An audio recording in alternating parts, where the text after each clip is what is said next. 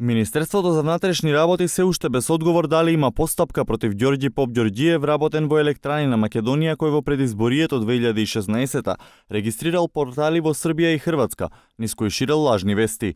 Како што дознаваме, тој признал во компанијата дека стои зад порталите, а вчера државната компанија соопшти дека ќе ги преземе сите мерки кои стојат на располагање за да утврди дали вработениот за наведеното дејство го злоупотребил работното место, работното време и службените ресурси.